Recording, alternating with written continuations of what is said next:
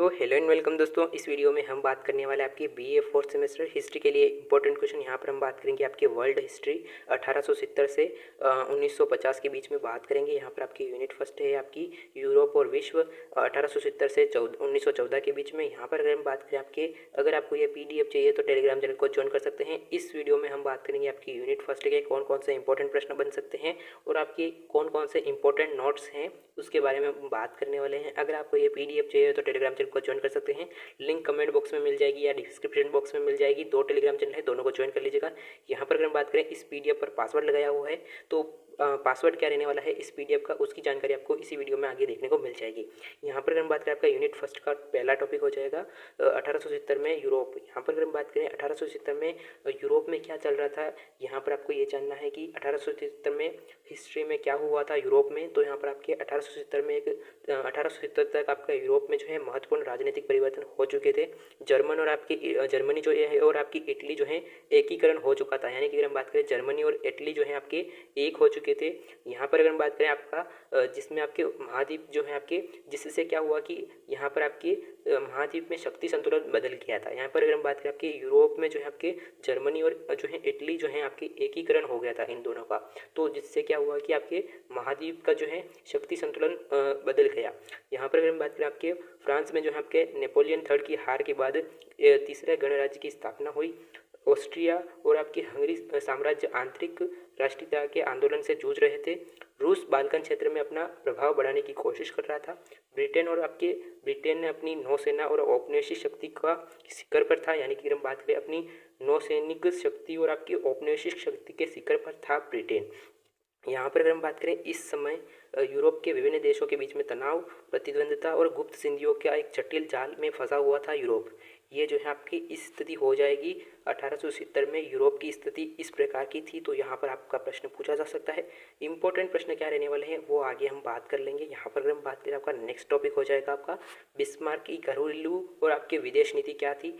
तो यहाँ पर आपके बिस्मार्क जो था आपका ओटो वॉन बिस्मार्क जो है आपके 1871 में जर्मनी के चांसलर बनता है। उसने जो है आपकी उनकी जो नीति थी वो जर्मनी को यूरोप के एक प्रमुख देश के रूप में शक्तिशाली देश के रूप में स्थापित करने की थी। तो यहाँ पर अगर हम बात करें, बिस्मार्क की जो नीति थी वो जर्मनी को एक यूरोप की प्रमुख शक्तिशाली जो देश की स्थापित करने का था। यहाँ पर अगर हम बात करें घरेलू नीति क्या थी बिस्मार्क की, तो वो हो जाएगी आपकी, बिस्मार्क ने जो है एक मजबूत जर्मन राष्ट्र बनाने के लिए ध्यान केंद्रित किया था। उन्होंने कैथोलिक चर्च के प्रभाव को कम करने के लिए यहाँ पर आपके कुतु कैफेन नामक आंदोलन चलाया था। हालांकि यह काफ़ी हद तक असफल रहा था। उन्होंने जो है समाजवादियों के बढ़ते प्रभाव को रोकने के लिए कई समाज विरोधी कानून बनाए, लेकिन एक साथ श्रमिकों को खुश करने के लिए यहाँ पर आपकी स्वास्थ्य बीमा और पेंशन जैसी सामाजिक कल्याणकारी योजना भी बनाई थी। यहाँ पर अगर हम बात करें, इसका उद्देश्य था कि जो श्रमिक थे वो समाजवाद से दूर रह सके। यहाँ पर अगर हम बात करें विदेश नीति क्या थी आपके बिस्मार्क की, तो यहाँ पर आप देख सकते हैं, यहाँ पर आपके बिस्मार्क की विदेश नीति थी कि इसका मुख्य उद्देश्य था यूरोप में जो है आपके फ्रांस को अलग थलग रखना। और क्योंकि यहाँ पर आपके वह जानता था कि फ्रांको प्रुशिया युद्ध में अपनी हार का बदला लेने के लिए फ्रांस हमेशा अवसर की तलाश में रहेगा। बिस्मार्क का दूसरा उद्देश्य था कि यहाँ पर आपके यूरोप में शांति बनाए रखना, ताकि जर्मनी आर्थिक और सैन्य रूप से मजबूत हो सके। लक्ष्य को प्राप्त करने के लिए यहाँ पर आपकी उनकी गुप्त संधियाँ और आपकी गठबंधन एक जटिल प्रणाली बन गई थी, जिसे हम कहते हैं बिस्मार्क की गठबंधन प्रणाली के रूप में जानते हैं। तो ये जो है आपके बिस्मार्क की जो है गठबंधन प्रणाली हो जाएगी। यहाँ पर अगर हम बात करें आपकी बिस्मार्क की गठबंधन प्रणाली में कौन कौन सी संधियाँ थी, तो यहाँ पर इतना इंपॉर्टेंट नहीं है, लेकिन यहाँ पर आपको पढ़ लेना है कि 3 सम्राटों के साथ उन्होंने संधि की थी। तो यहाँ पर आपके जर्मनी, ऑस्ट्रिया और रूस के बीच में उसने संधि करवाई थी।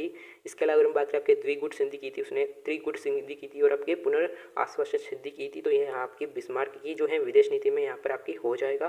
फ्रांस को मित्रहीन रखने और आपकी यूरोप की शक्तिशाली शक्ति को संतुलन बनाए रखने के लिए इसने संधि की थी। यानी कि हम बात करें, बिस्मार्क ने जो है आपके फ्रांस को मित्रहीन रखने के लिए, यूरोप में शक्ति संतुलन बनाए रखने के लिए ये जो संधियाँ की थी, ये जो है आपकी संधियाँ हो जाएंगी।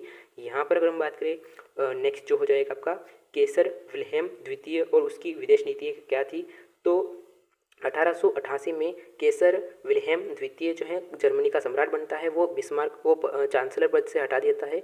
विल्हेम जो है आपकी द्वितीय विदेश नीति विदेश नीति में बिस्मार्क से बहुत अलग और बहुत आक्रामक था, वो जो है यहाँ पे कि उसकी विदेश नीति को हम विश्व की नीति भी कहते हैं, या फिर आपके वेल्टो पॉलिटिक नीति भी कहा जाता है उसकी नीति को। यहाँ पर अगर हम बात करें आपके कौन कौन सी नीतियाँ थी, तो उसका जो उद्देश्य था आपके केसर का, वो जो हो जाएगा आपका आक्रामक साम्राज्यवाद। उसने जो है साम्राज्यवाद फैलाने की कोशिश की थी जर्मनी का। इसके अलावा हम बात करें आपके नौशक्ति, जो नौसेना थी उसका विस्तार करना चाहता था, गठबंधन का अंत किया उसने, और अंग्ल जर्मनी और आपके रूस जर्मनी के संबंध को प्रभावित किया था और उसको विफल करने या फिर आपकी कमज़ोर कर दिया था। आपकी केसर विलियम द्वितीय ने जो है आपके रूस और जर्मनी या फिर अंग्रेजों और जर्मनी के जो बीच में संबंध थे उसको कमज़ोर किया था।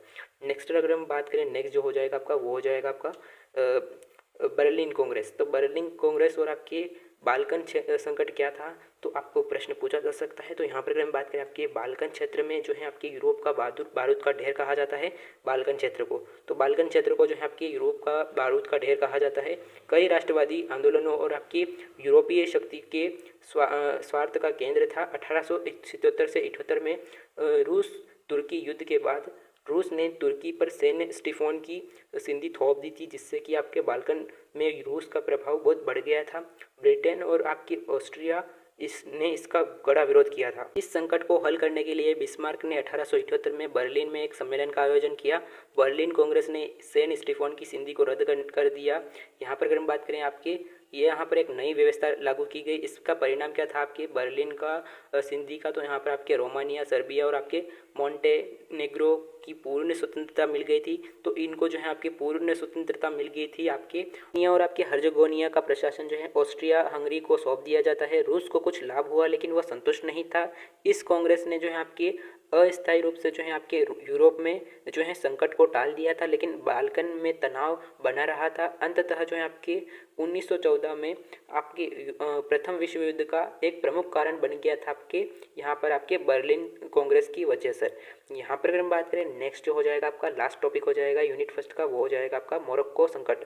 तो मोरक्को संकट क्या था? 20वीं सदी की शुरुआत में जर्मनी ने फ्रांस की बढ़ती शक्ति को चुनौती देने का प्रयास किया। मोरक्को में फ्रांस के प्रभाव को लेकर जर्मनी ने 2 बार संकट पैदा किया। यहाँ पर अगर हम बात करें, प्रथम बार आपके मोरक्को संकट 1905 में, और आपके अगर हम बात करें तो यहाँ पर आपके केसर विलियम द्वितीय ने मोरक्को की स्वतंत्रता का समर्थन किया, जिससे कि आपके फ्रांस के साथ तनाव बढ़ गया था। इसके अलावा अगर हम बात करें आपके द्वितीय मोरक्को संकट, तो यहाँ पर आपके जर्मनी ने जो है आपके मोरक्को के बंदरगाह अगादीर में अपना एक युद्ध तोप भेज दिया था। तो यहाँ पर अगर हम बात करें, ये जो है आपके मोरक्को संकट हो जाएगा।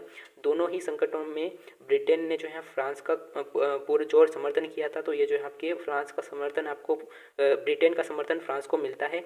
यहाँ पर अगर हम बात करें, इसका परिणाम जो है ये हुआ कि जर्मनी अलग थलग पड़ गया था और ब्रिटेन और तथा फ्रांस के बीच में दोस्ती और मजबूत हो गई थी। इस संकट ने जो है आपके यूरोप में तनाव को और बढ़ा दिया था। तो ये जो है आपके मोरक्को संकट हो जाएगा। नेक्स्ट अगर हम बात करें आपके इस यूनिट के कौन कौन से इंपॉर्टेंट प्रश्न बन सकते हैं, यहाँ पर अगर हम बात करें, ये पीडीएफ आपको टेलीग्राम चैनल पर मिलने वाला है। 2 टेलीग्राम चैनल है, दोनों टेलीग्राम चैनल को ज्वाइन जरूर कर लीजिएगा। लिंक कमेंट बॉक्स में मिल जाएगी। इस पीडीएफ का पासवर्ड रहने वाला है आपका 123। इस पीडीएफ का पासवर्ड रहने वाला है। यहाँ पर अगर हम बात करें इंपॉर्टेंट प्रश्न कौन कौन से बन सकते हैं इस यूनिट के, तो यहाँ पर आपके 1870 में यूरोप की राजनीतिक स्थिति पर एक संक्षिप्त टिप्पणी लिखी है। तो यहाँ पर आपको इन प्रश्नों के आंसर आपको इसी पीडीएफ में देखने को मिल जाएंगे। यहाँ पर आप देख सकते हैं इसी यूनिट में आपको इन प्रश्नों के आपको आंसर देखने को मिल जाएंगे। वेरी वेरी इंपॉर्टेंट प्रश्न हैं, तो यहाँ पर आपको ये पढ़ लेने हैं। बिस्मार्क की गठबंधन के उद्देश्य क्या थे, बिस्मार्क की जो गठबंधन प्रणाली थी उसका मुख्य उद्देश्य क्या था, इसके बारे में आपको बताना है। तो ये जो है आपको पीडीएफ मिलने वाला है टेलीग्राम पर। इस पीडीएफ पर पासवर्ड लगाया हुआ है। पासवर्ड मैंने आपको बता दिया है 123। इस पीडीएफ का पासवर्ड रहने वाला है। इसी के साथ यह वीडियो बंद। Thank you for listening. जय हिंद।